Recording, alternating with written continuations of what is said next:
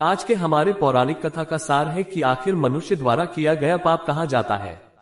बहुत वर्ष पहले इस संदर्भ में एक ऋषि ने सोचा कि मनुष्य पाप धोने के लिए गंगा में स्नान करने जाते हैं ताकि उनके सारे पाप धुल जाए। लेकिन ऐसे तो सारे पाप गंगा में ही समा जाते हैं और इस तरह तो गंगा भी पापी हो जाएंगी। आखिर पाप जाता कहाँ है? ऋषि ने यह जानने के लिए भगवान की तपस्या की। तपस्या करने के फलस्वरूप भगवान प्रकट हुए।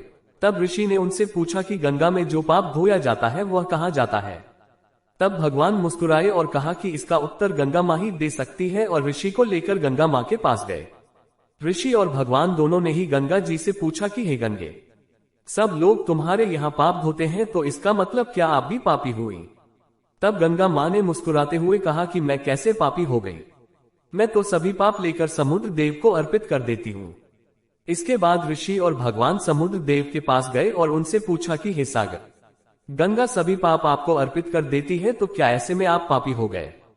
तब समुद्र देव ने कहा कि मैं कैसे पापी हुआ, मैं तो सभी पापों को भाप बनाकर बादल बना देता हूँ।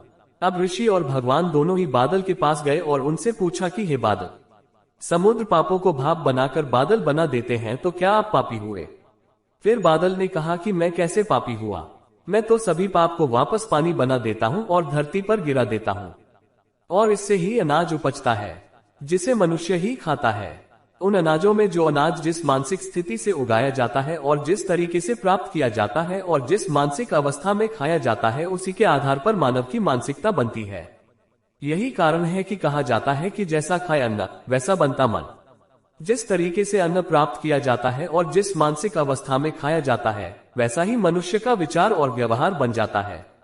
ऐसे में हमेशा भोजन शांत रहकर ही ग्रहण करना चाहिए।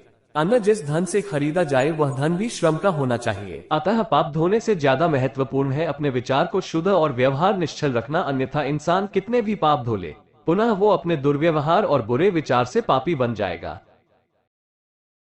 आज के वीडियो में बस इतना ही। हम उम्मीद करते हैं कि ये वीडियो आपको पसंद आया होगा। अगर आपको ये वीडियो पसंद आया तो लाइक, शेयर और कमेंट जरूर करें। वीडियो पूरा देखने के लिए धन्यवाद।